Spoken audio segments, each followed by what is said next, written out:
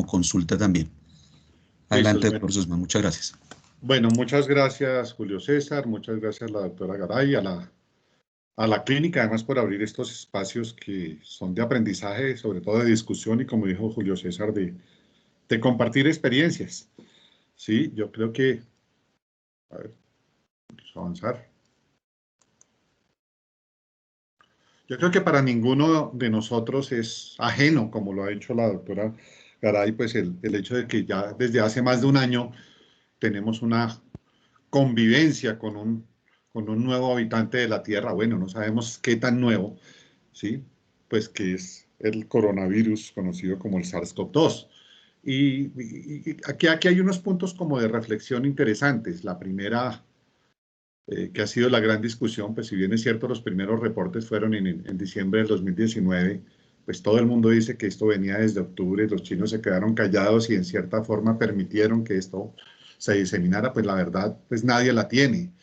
Lo que es claro, y hay una conferencia muy linda que se llama Los mitos del SARS-CoV-2, es una conferencia de la Universidad de Pensilvania, en donde el primer mito es cuándo apareció el coronavirus y si el coronavirus fue creado o no creado en un laboratorio, pues lo que es cierto, y hay dos publicaciones recientes de la visita del CDC a China y toda la evaluación de la filogenia del virus, pues que nos dicen que definitivamente es un virus, que es una zoonosis, que pues ya sabemos que viene de los murciélagos y el famoso mercado y todas estas cosas. Pero nos gastamos 3 meses en declarar una epidemia. Y esa es la otra gran crítica que se hace en todo este proceso. ¿Por qué nos demoramos tanto cuando estábamos viendo el crecimiento de los casos? Sí, y fíjense cómo pues, nosotros caemos allí. Nuestro primer caso fue en marzo 6 de 2020, el famoso caso de la niña estudiante que se fue a España, que llegó a Colombia y que pues por rondón. ¿Sí? Y aquí empiezan pues todos nuestros problemas asociados a la pandemia. Y si uno mira los casos, y estos son datos de ayer, ¿sí? Pues ya sobrepasamos los 3 millones de personas infectadas, afortunadamente la gran mayoría recuperadas. Yo creo que es un dato preocupante. Yo no alcanza a ver las cifras de hoy, pero si nos mantenemos en esto, creo que hoy vamos a llegar a las 80.000 muertes, pues, que tiene que preocuparnos, y tiene que preocuparnos que, como lo hemos visto todos en este último pico, pues se nos están muriendo personas más jóvenes que no esperábamos, ¿sí? Y pues esto hace parte de los 160 millones de casos del mundo y de los 3 millones de muertes calculadas. Ojo, aquí hay muchas muertes que probablemente no estén registradas y que hayan podido ser por SARS-CoV-2. Pero el grave problema es que este virus no está solo.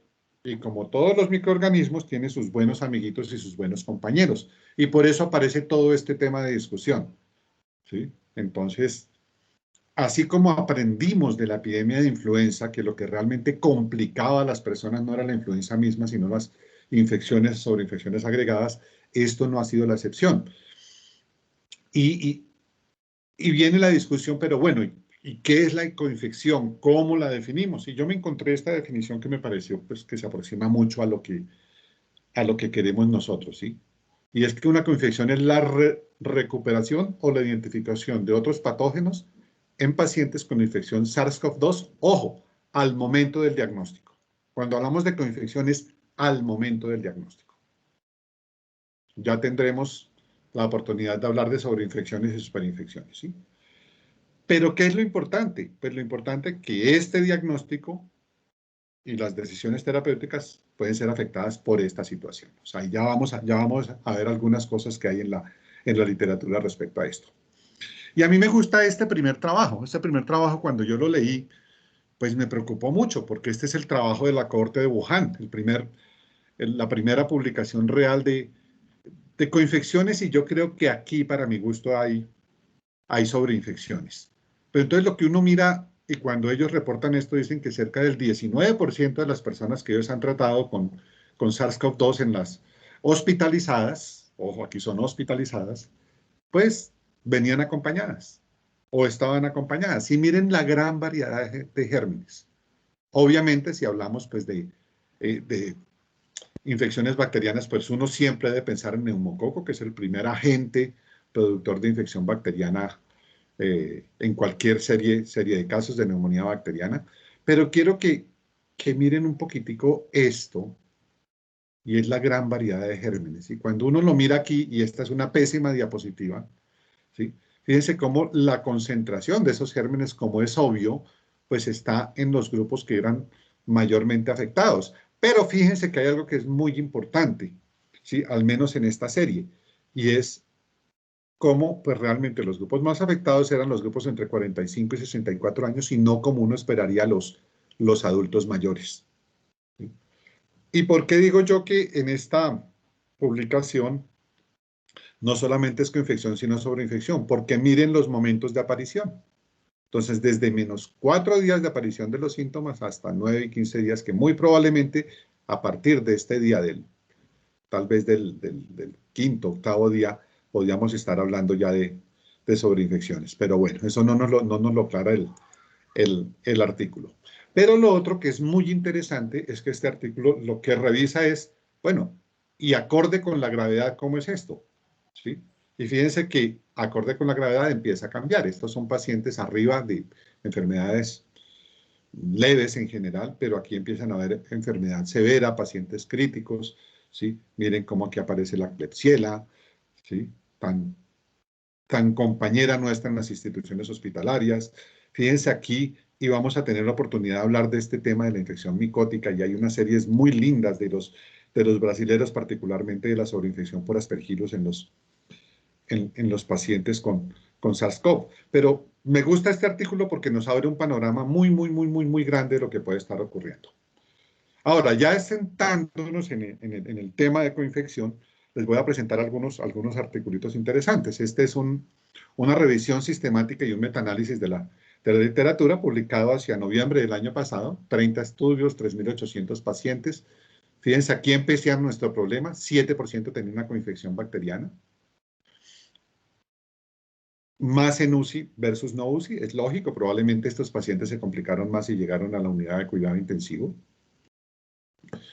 Y miren, al contrario de la serie de Wuhan, fíjense cómo los gérmenes más comunes fueron el Mycoplasma, el Haemophilus influenzae y Pseudomonas aeruginosa. Probablemente, y no lo especifica el metaanálisis, estos pacientes con Pseudomonas aeruginosas eran los pacientes que tenían algunas comorbilidades que estaban contribuyendo a ello.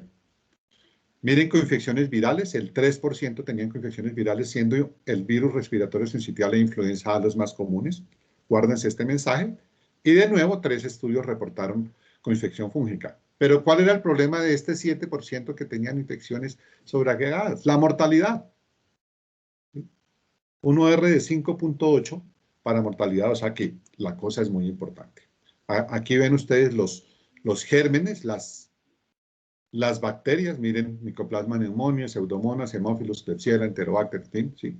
Y miren los virus respiratorio sincitial, influenza, enterovirus, influenza B, vamos adelantando, la mortalidad asociada a influenza B es mayor que la de influenza A. Para influenza, miren esto tan interesante, otros coronavirus, entonces la familia va unida. Entonces, como tú estás allí, yo te acompaño, adenovirus y bueno, toda esta playa, ¿sí? Hay esta cosa pues que también se muestra es el 19% de coinfecciones. Esto ya es muy alto, muy alto. Esto es de otro trabajo recientemente publicado. 29% en no UCI, 16% en UCI. Curioso, curioso, un poquito al revés de lo que vimos. Pero miren de nuevo, coinfecciones virales el 10%, influenza 22%, influenza B 3.8%, virus respiratorio sincitial 3.8%. Pues ya nos va apuntando hacia dónde tenemos que irnos. Y coinfecciones bacterianas, de nuevo, miren, Klebsiella pneumoniae, Streptoneumoniae, Staphylococcus, ¿sí? O sea que algo pasa aquí que no es la epidemiología usual de la neumonía adquirida en la comunidad, ¿sí? Que no es el Streptococcus pneumoniae el que ocupa el primer lugar. Y aquí tienen superinfección, que de esto no vamos a hablar aquí. Aquí tienen coinfección. Y miren pues esta gran variedad, y miren de nuevo esta gran variedad de gérmenes. Miren Staphylococcus aureus, Haemophilus influenza, Mycoplasma, ¿sí? Y miren en los hongos, pues bien curioso, pues mucha cándida, bueno, mucha cándida, sí. y mucho Aspergillus en coinfección, no estamos hablando de superinfección. Este artículo también pues, nos hace un llamado de atención. Nos dice, ¿sabe que los pacientes que tienen comorbilidades son los que más riesgo tienen de coinfección? Razonable, razonable, muchos que tengan enfermedad respiratoria o enfermedad cardíaca o que tengan algunos inmunocompromisos. Yo hoy no les voy a hablar de VIH, pero sí voy a hacer un llamado especial a VIH, ¿sí? De nuevo, aquí el riesgo de mortalidad les dio el 3%, pero miren esta cifra tan aterradora. 98% de los pacientes de estos, eran 3.000 y tanto de pacientes, recibieron terapia antibiótica, pero solamente, recuerden que solamente una quinta parte en este estudio tenían infecciones bacterianas. Hay un articulito muy lindo que se los recomiendo que se llama El control de antibióticos, el stewardship en la época de COVID, que lo que nos está diciendo es eso, estamos sobreusando los antibióticos de una forma terrible, ¿sí? Y fíjense, pues obviamente el tiempo de hospitalización va a ser mayor en estos pacientes que tienen coinfección que en el paciente que no la tiene. Y este también fue publicado recientemente, me parece muy bonito y es una comparación entre lo que estaban viendo en la comunidad en pacientes negativos para SARS-CoV-2 y en los pacientes positivos.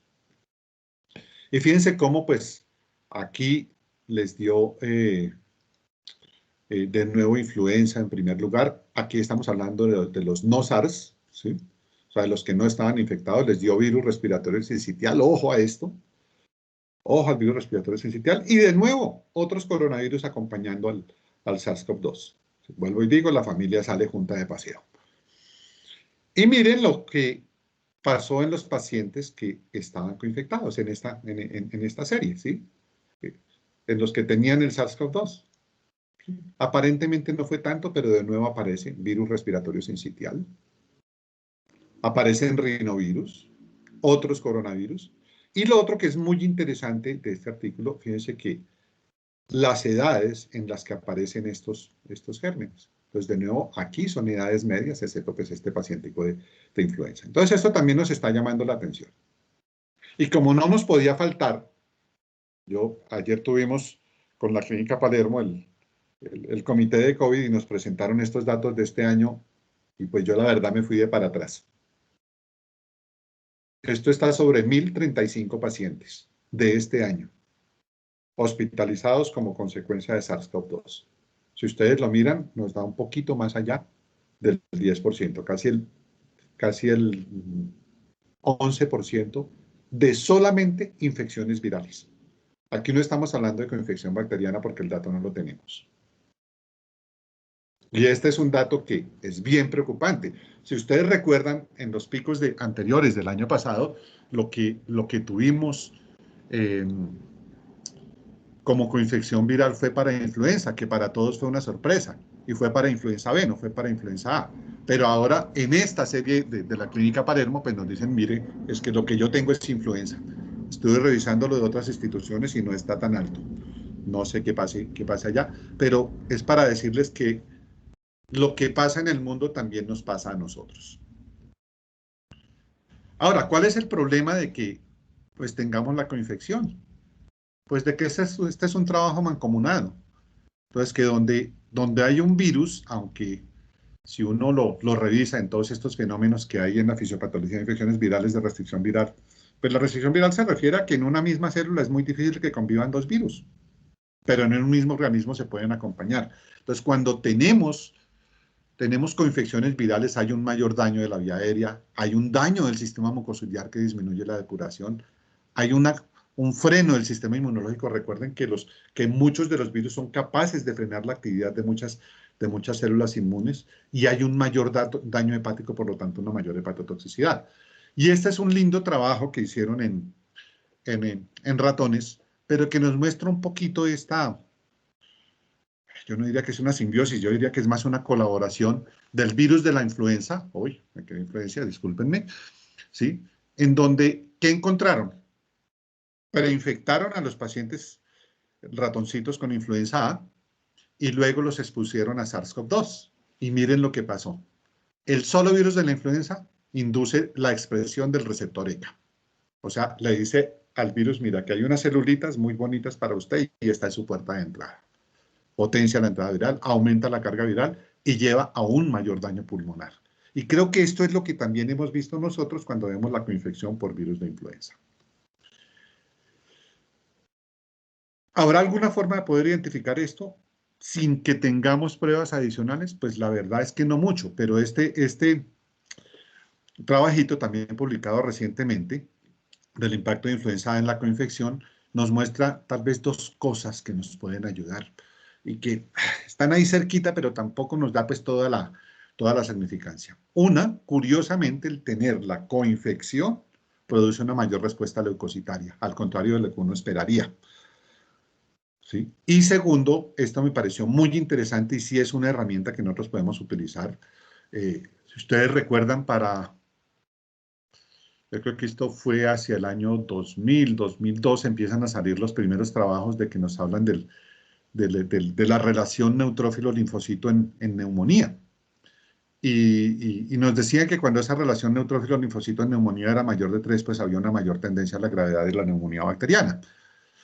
¿Qué encontraron ellos en estos trabajos? Que la coinfección, esta relación neutrófilo-linfocito, era mayor, era cercana a 10. Cuando era solo COVID era 7.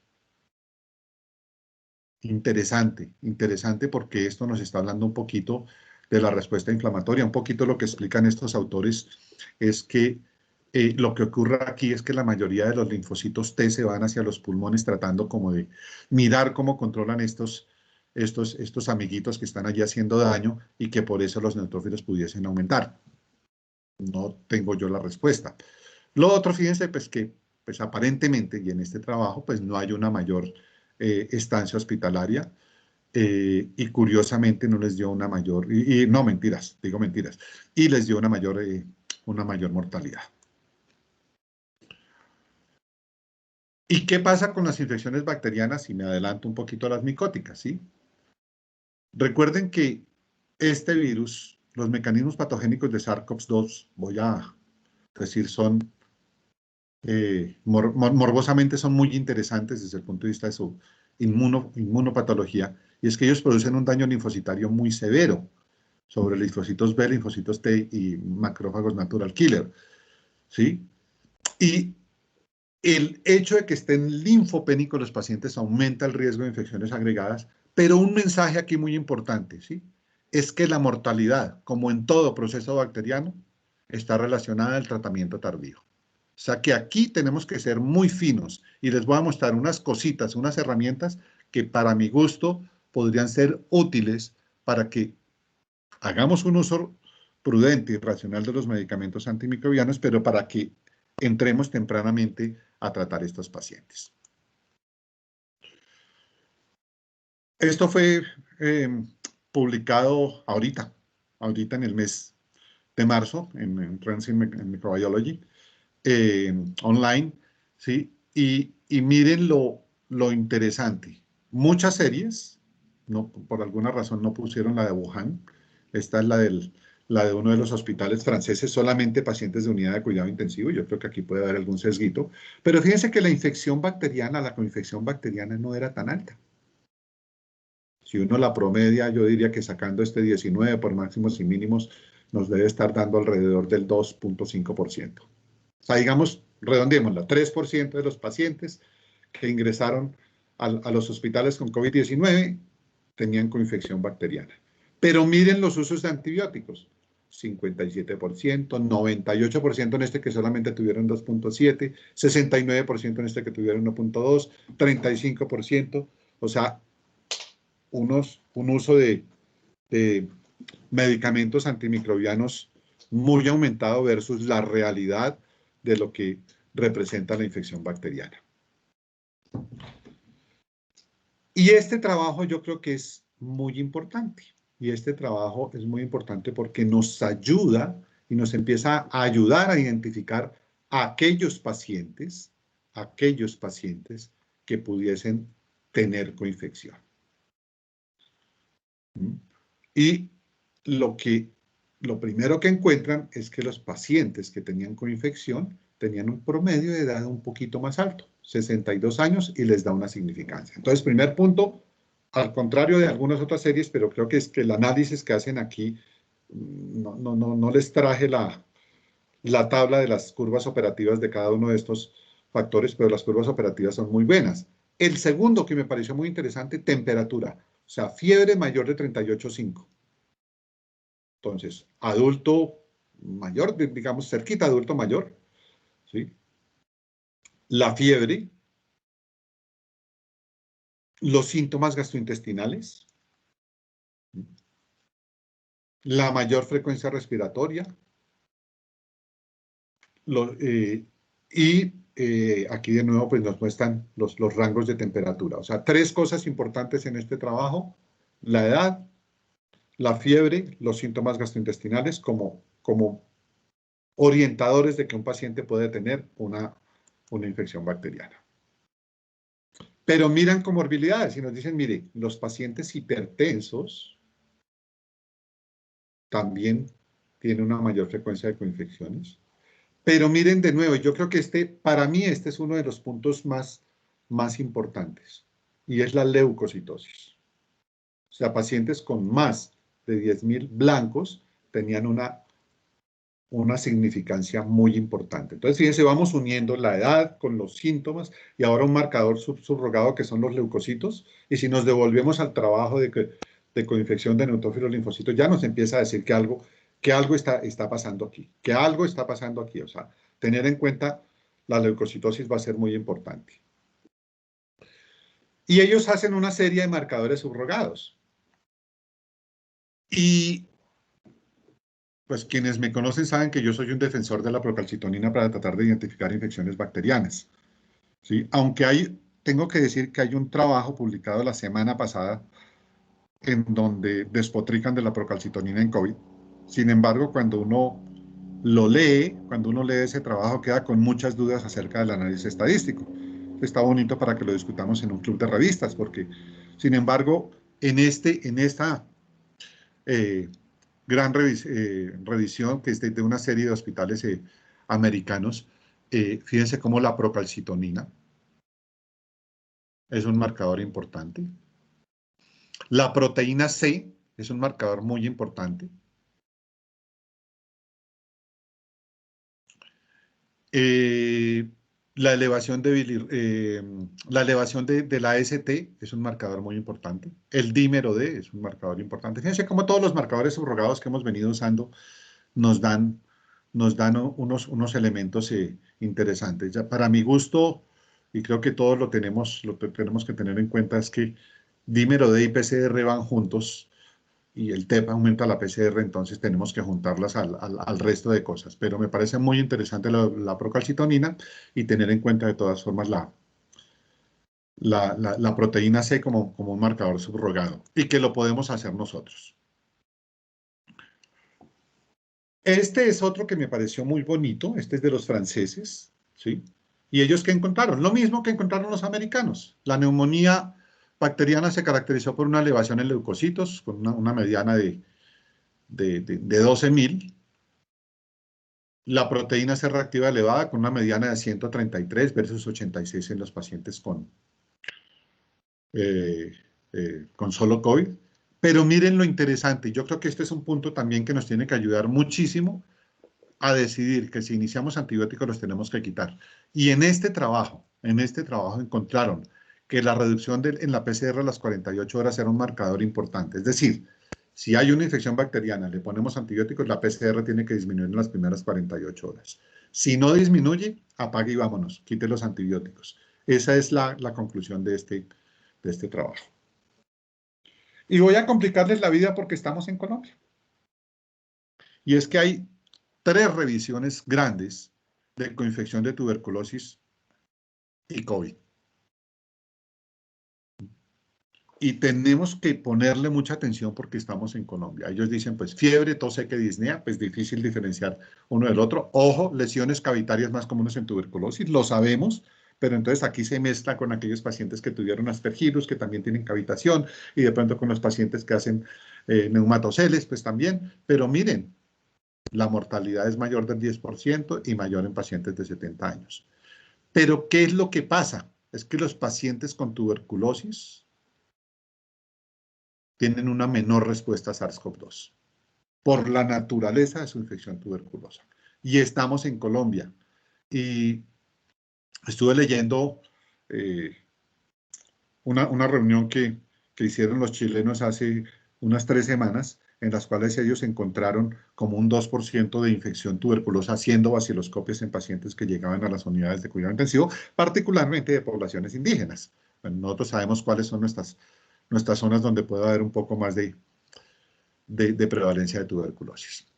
Ahora, vamos cerrando y aproximémonos un poquito al diagnóstico. Este fue un trabajo muy lindo, está publicado en Open Forum on Infectious Diseases de finales del año pasado, y me robé esta tabla porque me pareció muy bonita y creo que nos ayuda muchísimo. ¿Ellos qué hicieron? Dijeron, vamos a afinar los diagnósticos de coinfecciones. Y ellos tienen aquí, pues, bacteremias, tienen infecciones virales, tienen infecciones micóticas, tienen infección urinaria, en fin, ¿sí? Pero quiero detenerme aquí, en esta.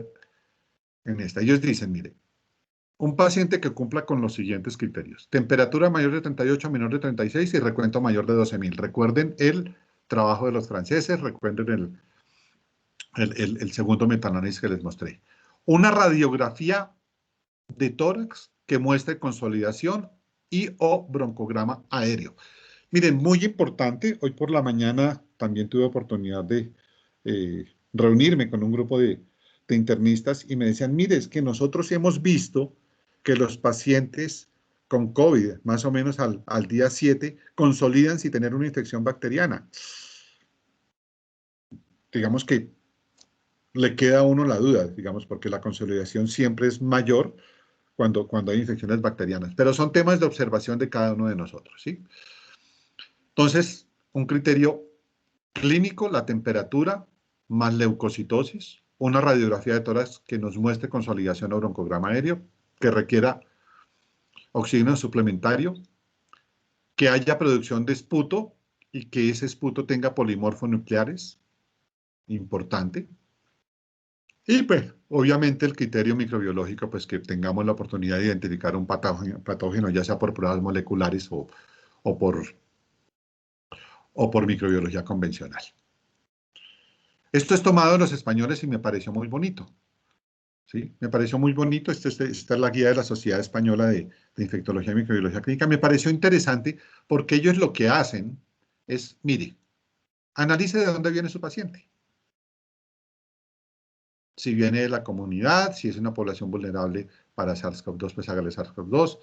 Mire el tema de la influenza. Y ellos, pues realmente me llamó mucho la atención que no le pusieron, pues, mucha atención a otros virus respiratorios, ¿sí?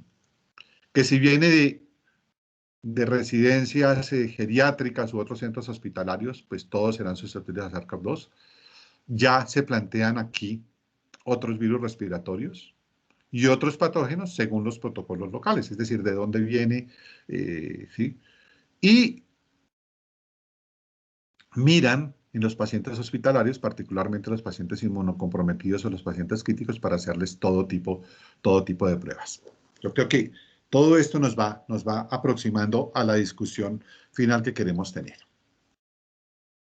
Ahora, cuando uno mira todo esto, pues ya tenemos una evidencia de que hay una serie de coinfecciones virales, vimos que son muy frecuentes, las micóticas un poco menos frecuentes, las bacterianas con una frecuencia no tan alta como pensábamos al principio, ¿sí? Se establece que la coinfección dificulta el diagnóstico y el pronóstico, ¿sí?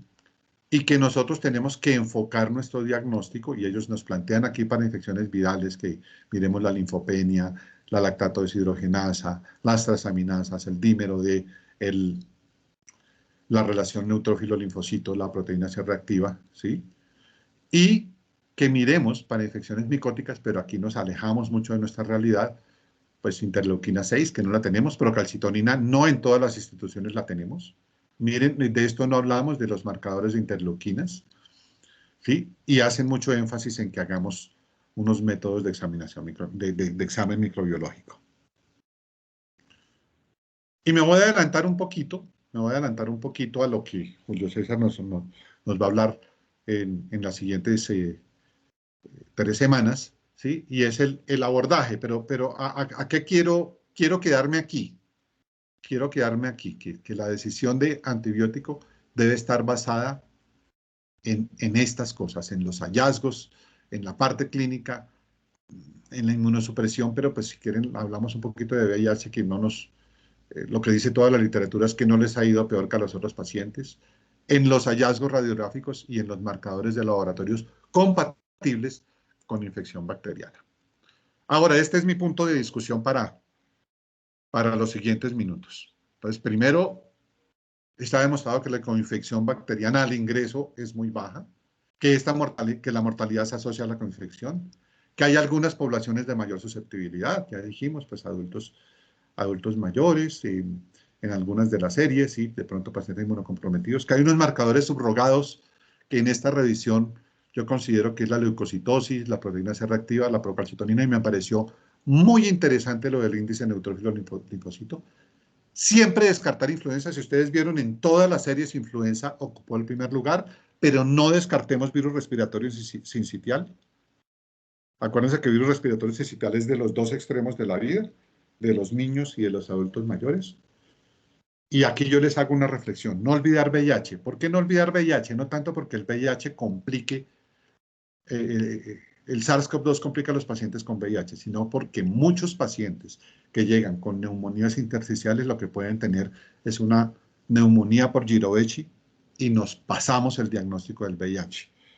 En la serie de los españoles, en el pico inicial, 3% de los pacientes que ellos hospitalizaron tuvieron pruebas de VIH positivas de nuevo. Y yo aquí hago un llamado a los servicios de urgencias a que hagamos más pruebas de VIH, sobre todo en personas jóvenes que lleguen con una neumonía intersticial y sobre todo que sea de curso insidioso. Yo les agradezco este ratico, abro la discusión. Esto hace parte de la conferencia de los mitos del VIH y me encantó esta diapositiva solamente para decirles que el coronavirus no viene de la cerveza, pero que una cerveza será bienvenida una vez acabemos esta epidemia. Abrimos la discusión, Julio César, doctora Garay.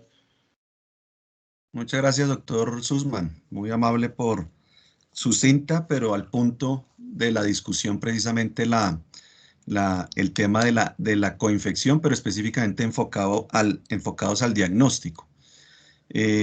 Pues si hay preguntas dentro del público, mientras se animan, yo tengo unas preguntas que me surgen, y específicamente es primero los puntos de corte. ¿Por qué? Porque los puntos de corte en coronavirus, el coronavirus nos ha enseñado que probablemente no son los mismos que habitualmente tenemos, ¿sí? De acuerdo. El punto de corte, por ejemplo, en la procalcitonina, el punto de corte de la PCR, el punto de corte de los leucos. Usted ya lo mencionó acá, más o menos, dependiendo de las series, pero leucocitosis por encima de 12.500 más o menos, mencionaba una de las series, otras 10.000, pero digamos que muchos de esos pacientes hacen de per se leucocitosis. Per se aumenta la PCR. Los primeros artículos nos decían por encima de 10, pero ya vemos artículos que usted nos muestra por encima de 130, 133 de PCR. Entonces uno dice, ya no son los mismos 10 que decían otra literatura y que estamos acostumbrados, digamos. Y otra literatura, de pronto, que hemos revisado ya al interior de nuestras revistas y con nuestros residentes, es la procalcitonina. Porque si bien la procalcitonina al punto de corte es 0,5, pero lo que vemos es que muchos de esos pacientes per se también suben la procalcitonina, ¿sí? Y aparecen estudios recientes diciendo, hombre, probablemente puede ser 2, 3 o 4, inclusive punto de corte para decir está infectado. Y yo estoy de acuerdo con usted, el poder liberar un poco la procalcitonina. siempre está en nuestra mente que nos la van a glosar, que tenemos dificultades. Yo les digo a los asistentes, no se preocupen por eso. ¿Por qué? Porque es que una procalcitonina obviamente bien pedida bajo las indicaciones específicas, pues es mucho más costo efectivo y costo efectiva que iniciarle antibiótico, ampicilina, sulbactam, claritro, ¿cierto? Y si el paciente sigue con fiebre, entonces piptazo. ¿Y cuánto a la larga nos cuesta esto para el sistema versus una procalcitonina que nos puede también dirimir si el paciente está infectado o no? Entonces, ¿a qué voy con esta pequeña introducción? Es puntos de corte Listo. específicos. Bueno, ¿Listo? buena pregunta. Y digamos que hay diversidad de opiniones, ¿sí? Eh, Leucos definitivamente mayor de 12.500 lo tiene que uno hacer pensar que algo está pasando. Y este metaanálisis, creo que es el de Lansbury, es muy puntual en decir, mírelo, y le dio una significancia muy buena, ¿sí? Muy buena, ¿sí? PCR, gran discusión, gran discusión. A principios del año pasado, y lo discutimos nosotros, nosotros establecimos un punto de corte de 100, pero ese punto de corte de 100 no nos daba porque no se correlacionaba con la radiología. Cuando uno mira este metaanálisis donde hacen un punto de corte de 130, interesante, les dio una muy buena significancia. Les voy a hablar ahora desde el punto de vista de la experiencia nuestra en otras instituciones. Nosotros establecimos un punto de corte de 200, pero siempre haciéndolo en correlación pues, a los demás marcadores. Y nos ha servido mucho, nos ha servido mucho. Eh,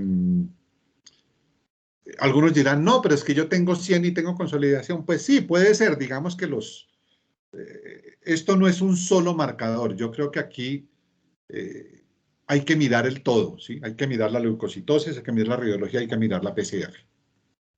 Ahora, procalcitonina. Este artículo que les comenté le metió mucho ruido al tema, mucho ruido al tema, ¿sí? Yo no sé si te lo mandé, Julio César, que no te lo mandé, el de procalcitonina de hace 2 semanas. Eh, no, no, yo creo que bonito para discutir en un club de revistas, Sí. pero digamos que lo primero que dicen todos estos autores, pues mire qué prueba tiene, ¿sí? Porque lo primero es eso, nosotros tenemos pruebas de 0,5, de 1, de 5, ¿sí? Si ustedes se devuelven a la historia de la procalcitonina, las primeras procalcitoninas que tuvimos eran de corte de 1, y entonces decía, mire, entre 1 y 5 usted está bien, entre 5 y 10 probablemente, y más de 10 seguramente será el tema de la infección bacteriana. En estos dos artículos, para mi gusto, el punto de corte es 5. O sea, después de 5, ¿sí? Con estas procalcitoninas de 0,5 de 1, yo creo que uno debería pensar en que sí tiene alguna cosita adicional. Hay una técnica de procalcitonina que es de punto 2, es ultrasensible. ¿Sí? Esta nos representa retos, hay que mirarla, por eso lo que insisten todos es mire qué técnica de procalcitonina tiene, y hay que mirarla, pero para mi gusto en lo que tenemos en el país, que son de punto 5 y de 1, y esta de punto 2 que la he visto recientemente, trabajar con 5 correlacionado de nuevo a las otras cosas puede ser muy importante. Y yo quiero hacer énfasis en que me pareció muy bonito el tema de la relación neutrófilo-linfocito, y el punto de corte, si ustedes lo vieron, es 10. El punto de corte es 10 para definir influenza, pero probablemente también si uno lo mira en los estudios que se hicieron en neumonía era 3. Entonces probablemente este 10 también nos lleve a que, a que sea un buen marcador. Tendríamos que validarlo, no hay una validación de ese marcador, excepto este trabajo que les dije que hay allí. Perfecto, doctor Sussman. Doctora María Paula del Portillo. Hola, doctores. Buenas tardes, gracias por la charla. Yo tengo muchas preguntas, pero pues digamos que... Yo también quedé con muchas, María Paula. Perdón, doctores. Es que ahorita digamos que como estamos en esto, lo que ustedes dicen todo es nuevo, cada uno lee alguna cosa y cada uno saca algo nuevo y su propia conclusión, porque hay mucha literatura. Entonces digamos que ahorita pues la pregunta inicial es en cuanto a influenza y COVID. ¿Solamente la vamos a solicitar cuando sospechemos que hay sobreinfección asociada al COVID o de entrada cuando el paciente llega con COVID? Porque pues muchas personas a veces toman la influenza de entrada con el COVID, pero pues viendo que no es tan frecuente la sobreinfección, de pronto solamente dejarla para los que sospechamos con infección. Y Pero dos, el diagnóstico. Ah, bueno, sí, si quieres te la respondo.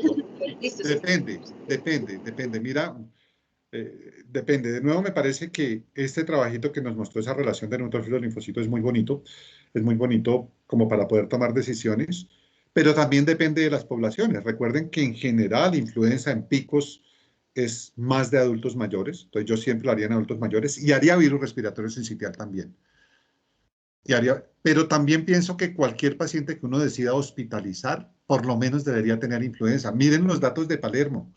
Los datos de Palermo son, yo la verdad me fui de para atrás cuando los vi ayer. No lo tenía tan claro. Por aquí creo que vi a Juan David, mi compañero de Palermo. Aquí estoy. Sí, nos asustó mucho ese dato, ¿no, Juan David? Sí, terrible.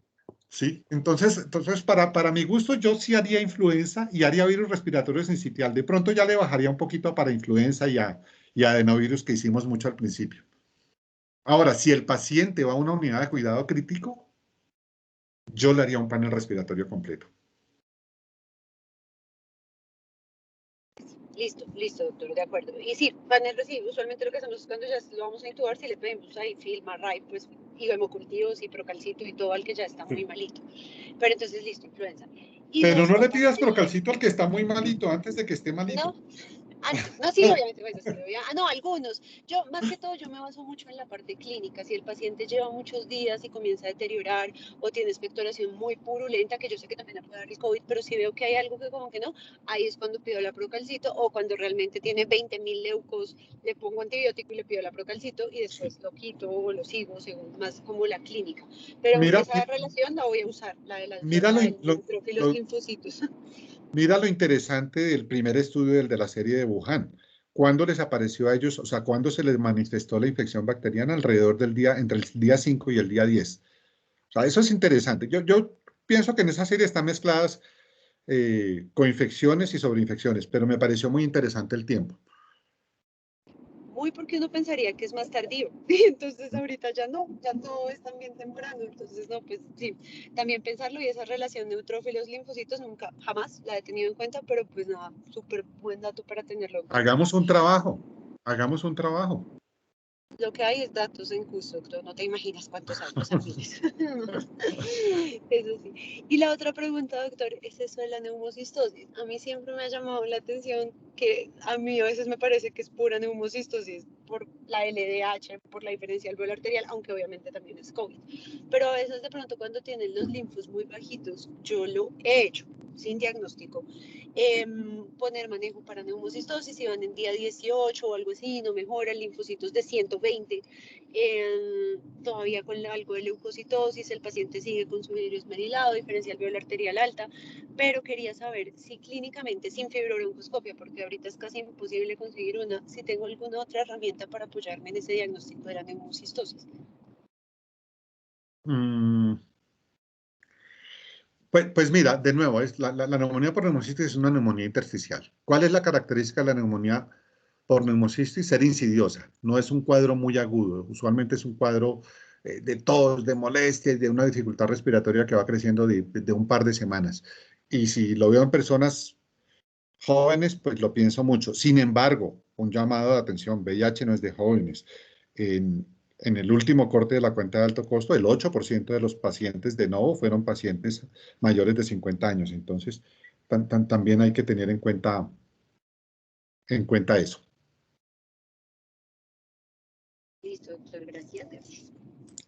Gracias, doctora María Paula. Doctor Eder, adelante. Buenas tardes, muchas gracias. Quisiera preguntar en estas series que vimos en la presentación donde la coinfección se determinó que era alrededor de un 3%, ¿cómo se definió ese porcentaje? Es decir, en los pacientes que no estaban coinfectados, ¿cómo se definió que no lo estaban? Hay varias cosas, Eder, ¿sí? Hay trabajos en los cuales resolvieron que a todo paciente que ingresara le hacían estudios para infecciones, ¿sí? Hay trabajos en los que basados en las manifestaciones clínicas lo hicieron. Acuérdate que las dos revisiones grandes son una revisión sistemática de la literatura con metaanálisis, ¿no? Entonces, pues trataron de uniformizar, pero digamos que cuando uno mira hay dos trabajos, espérate, me acuerdo cuáles son, ¿sí? En los cuales a todos los pacientes, les tomaron estudios, ya sea estudios moleculares o cultivos, ¿sí? Y les dieron esos datos, Ahora, yo no creo que un país como el nuestro pueda darse el lujo, a menos que sea un estudio de investigación financiado, de a todo paciente que ingrese a hacerle un FINARRAY para neumonía, por ejemplo, que sería la mejor forma, pero yo creo que, y estoy de acuerdo con María Paula, en que la clínica tiene que primar. O sea, este paciente con una fiebre prolongada, con una fiebre muy elevada, que es un adulto mayor, que tiene una leucocitosis, que tiene una consolidación, pues a ese paciente yo le haría los estudios pues, para tratar de aproximarme al diagnóstico microbiológico. Listo, gracias. Gracias, doctor Eder, muy amable. Otra pregunta que surge muy frecuentemente es, dentro de este labor diagnóstica y obviamente orientar posteriormente el manejo, el valor en el servicio de urgencias del cultivo de esputo y el gran y cultivo de esputo. ¿Qué hay con respecto a eso, doctor Sussman? Y digamos, si mantenemos los mismos criterios de Murray para estos pacientes. Pues me tocaste la fibra de microbiólogo, ¿sí? Y uno como microbiólogo y como especialista en enfermedades infecciosas siempre quiere saber contra quién pelea. Yo soy un defensor de que hagamos, cuando tenemos la sospecha de neumonías, de que hagamos cultivos o de que pues tenemos la opción, hagamos pruebas moleculares. Hacer pruebas moleculares es muy costoso, ¿sí? Pues el GRAM ayuda, el GRAM es orientador, ¿sí? Y si es neumonía, los criterios de Murray tendrían que ser válidos. No vi dentro de lo que revisé algo relacionado con los criterios de Murray, no lo tengo en el... Y créanme que les voy a contar, revisé más de 60 artículos, no sabía que había tanto publicado este año, ¿sí? Pero no tengo en la memoria que haya algo referente a los criterios de Murray, pero si me preguntan a mí siempre me gusta saber contra quién peleo y sobre todo me gusta saber cómo es la sensibilidad de esos gérmenes contra los que estoy peleando, porque eso es lo que nos permite diseñar guías locales, ¿sí? Y les voy a poner un ejemplo. Hoy por la mañana que estaba reunido era con un grupo de internistas de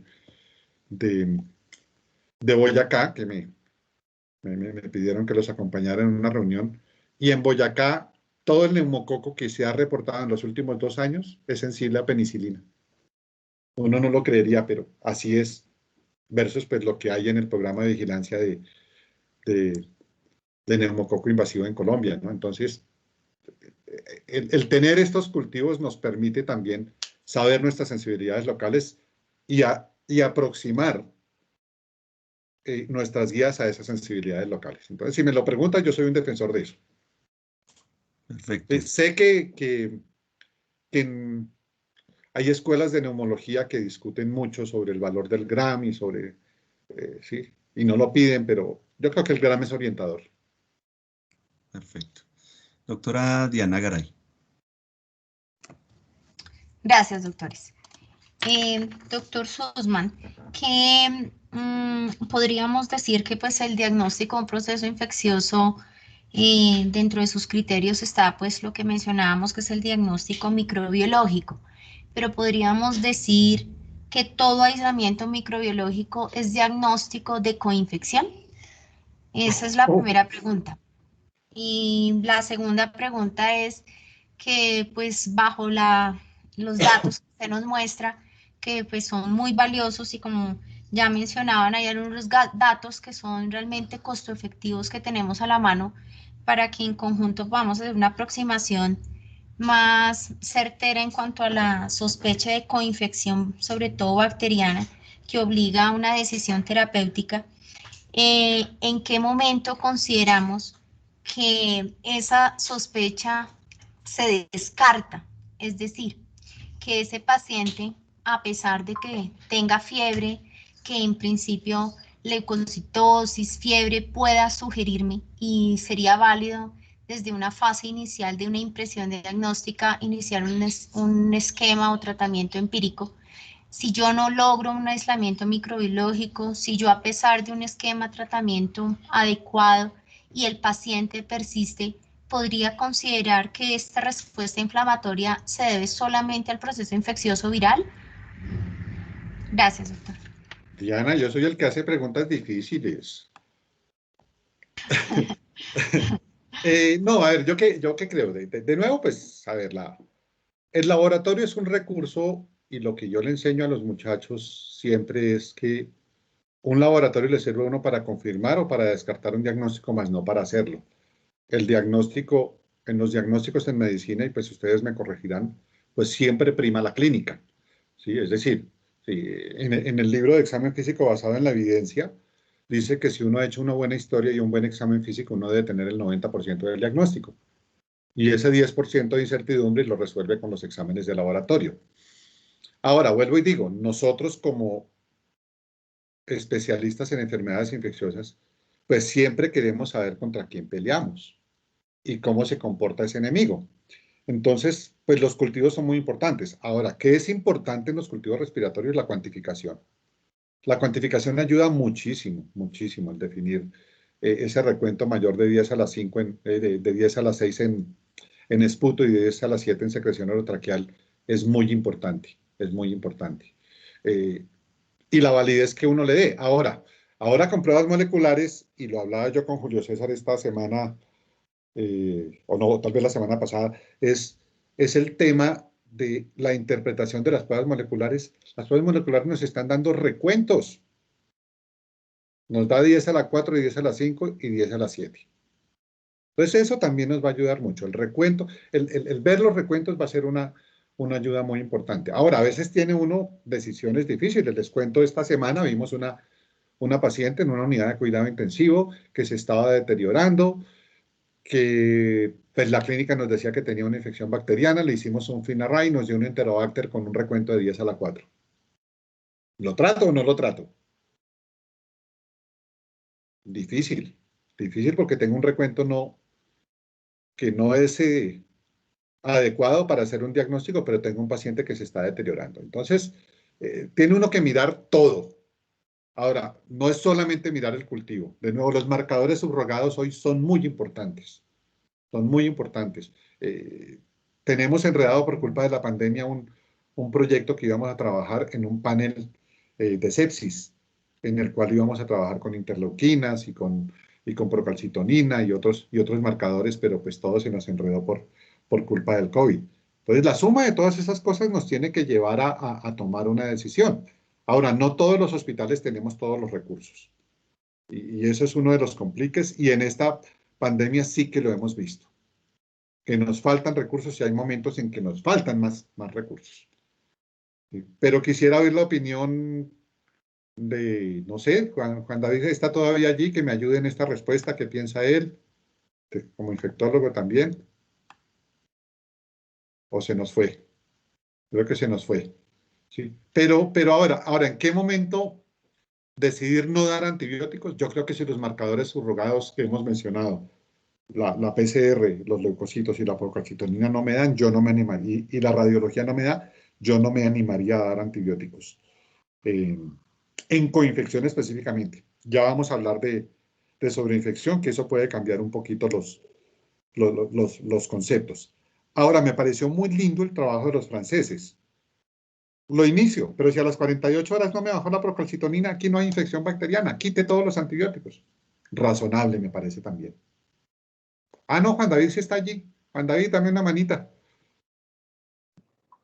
Hola, profe, sí, aquí sigo. No alcancé a escuchar la pregunta, es que se me estaba revisando. No, la pregunta de Diana es, ¿en qué momento uno toma la decisión de no tratar un paciente? Si los cultivos son negativos, y entonces lo que yo le estaba diciendo es que, pues de nuevo para nosotros, pues tener los cultivos es muy importante, tener cultivos cuantitativos es muy importante, y pues la cuantificación y mirar la cuantificación en las pruebas moleculares también es importante para tomar la decisión si es una colonización o una infección, pero también poner la atención a la clínica y a los marcadores subrogados como PCR y procalcitonina. No sé tú qué.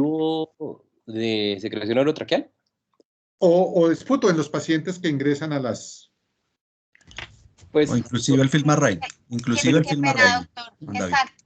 Digamos, le comento, nosotros, por ejemplo, en la unidad de cuidados intensivos, como lo mencionaba la doctora María Paula, todo paciente ventilado, pues contamos con la fortuna de poder realizar Filmarray a todo paciente que llega ventilado.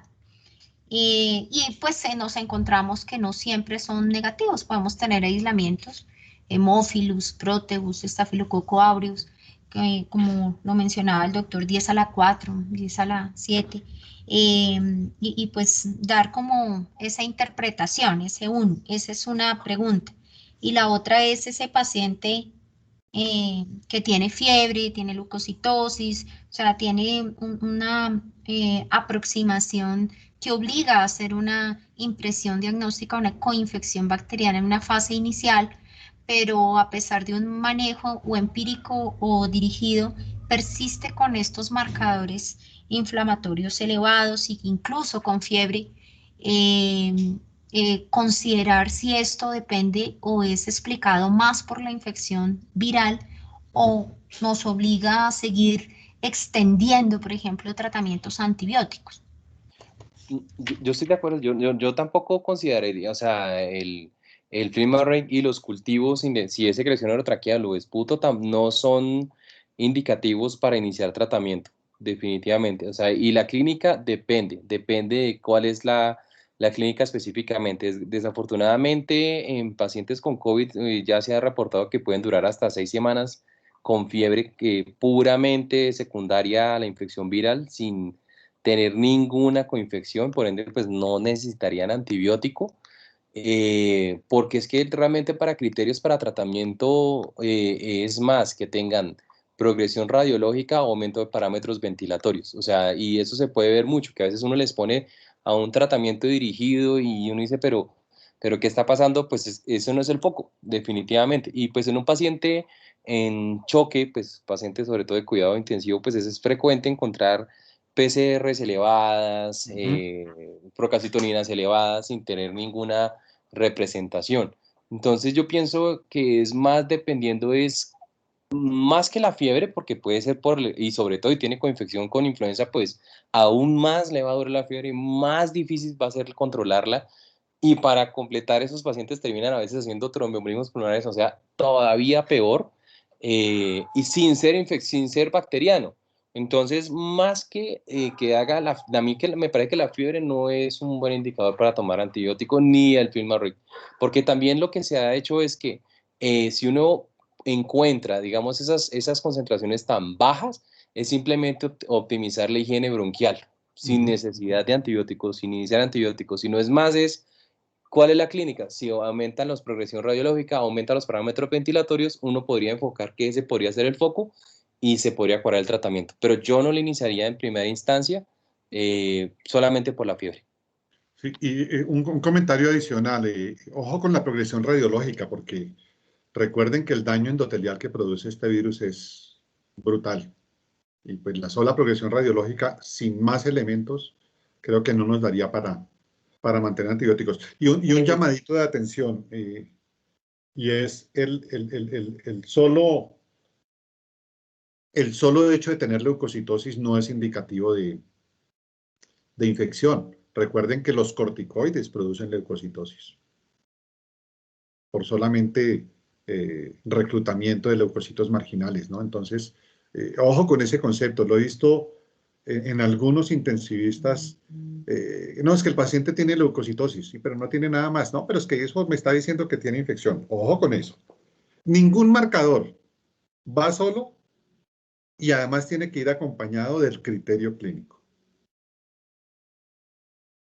Y sé Dianita, que cuando uno se está sentado ahí al frente del paciente, digo sentado, pero no es cierto que uno esté sentado al frente del paciente en UCI, pues el nivel de angustia que maneja es muy alto. Pero hay un editorial de American Journal of Medicine muy viejo que dice que los antibióticos son los mejores tranquilizantes del médico.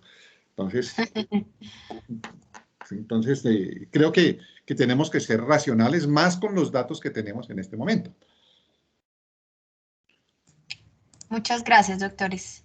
No sé si tengo espacio para una tercera pregunta, doctor García. Todas las Claro, que quieras. claro, todas. Gracias. Tratamiento empírico para estafilococo aureus en coinfección con influenza. Entonces, digamos que previo a la pandemia en el paciente con neumonía severa donde documentábamos influenza, hacíamos manejo empírico, eh, pues pensando en la mortalidad que deriva una coinfección bacteriana, por ejemplo, como por estafilococo aureus. En este contexto, ¿también sería válido utilizarlo, doctor? Pero solo porque tiene influenza le damos manejo para estafilococo Sí. aureus, no. No,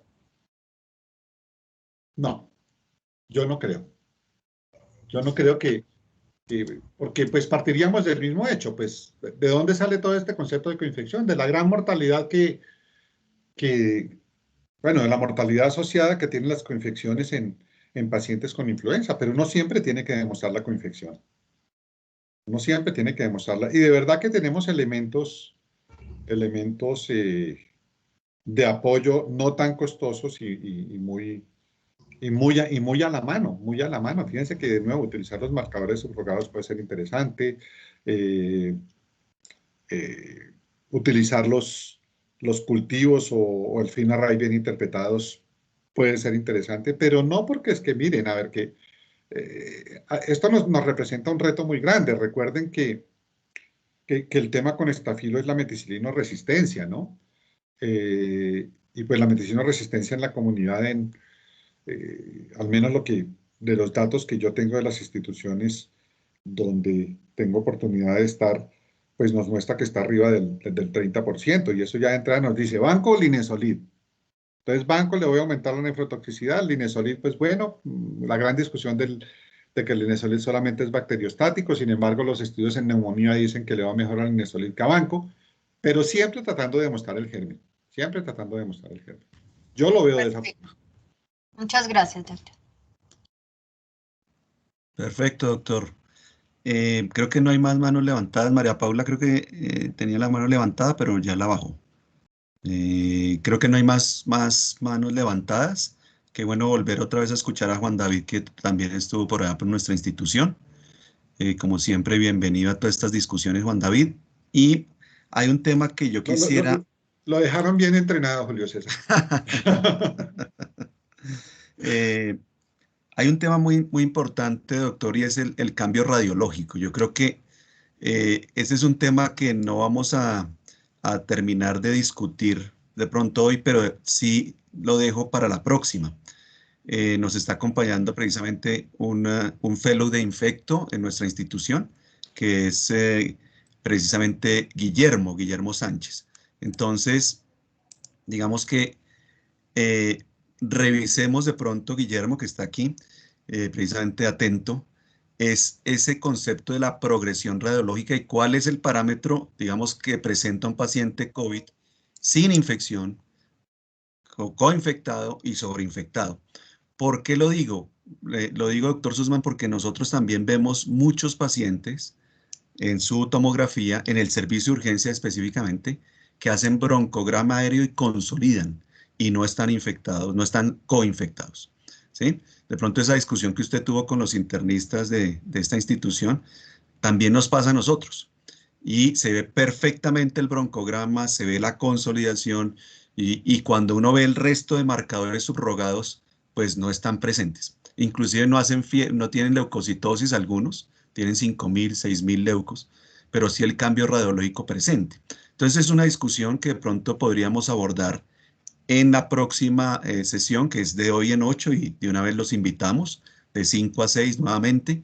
Y la idea es mirar de pronto, Guillermo, esa progresión radiológica y tener parámetros claros. ¿Qué es un paciente, digamos, sobreinfectado o coinfectado en el patrón radiológico?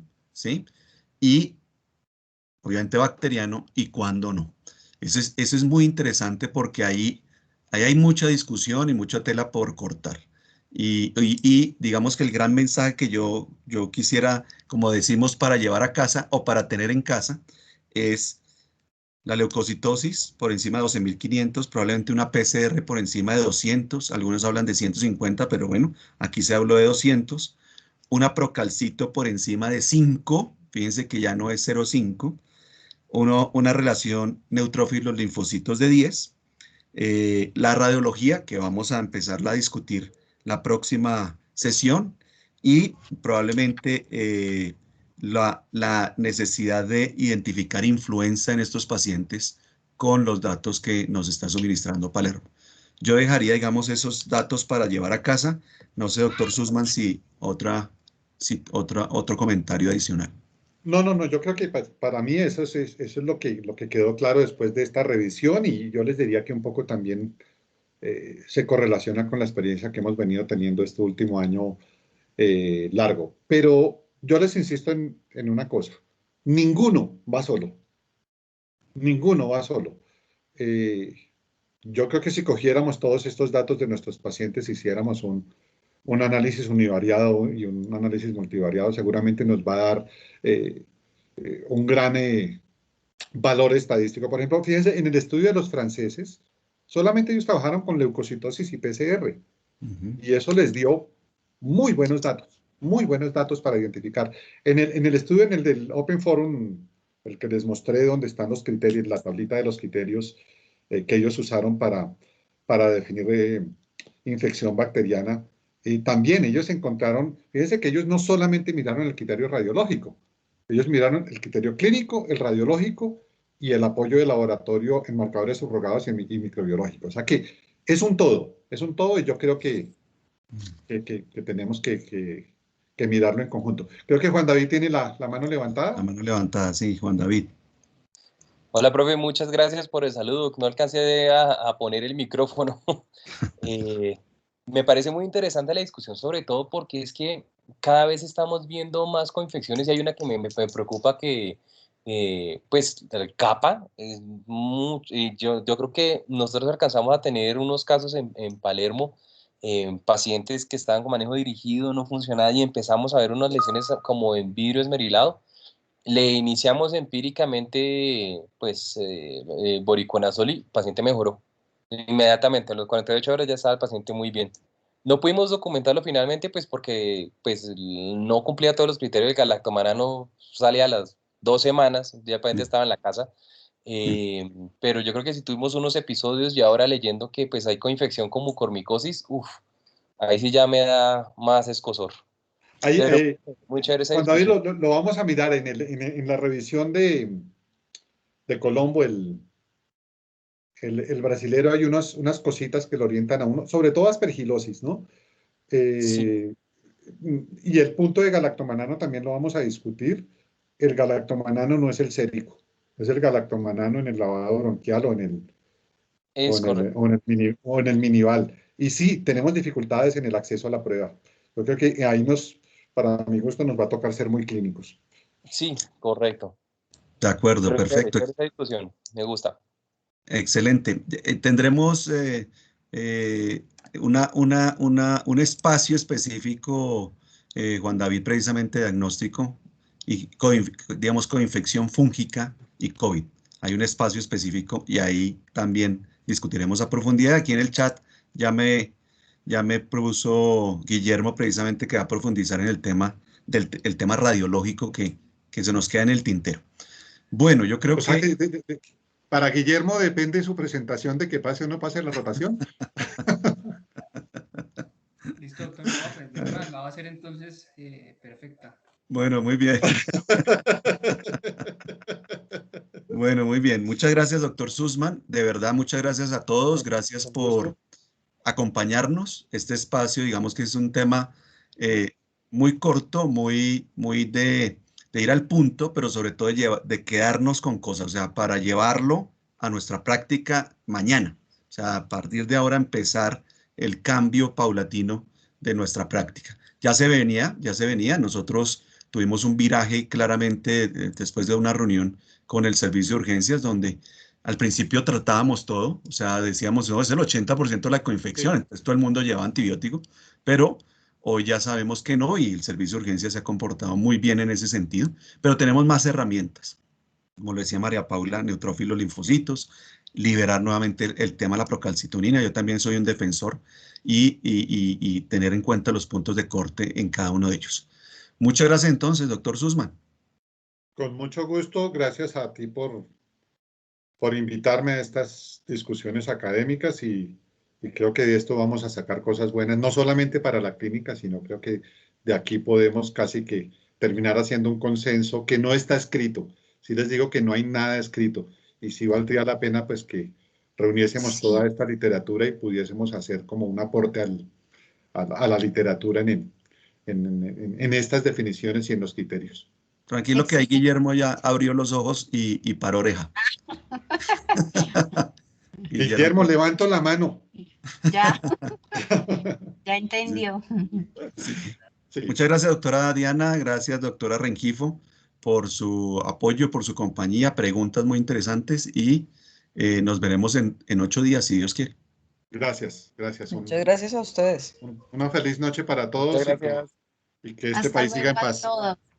Sí, que sigamos en Amén. paz. Muchas gracias. Un abrazo y Chao, queda chao, un abrazo para todos. la sesión queda grabada, recuerden.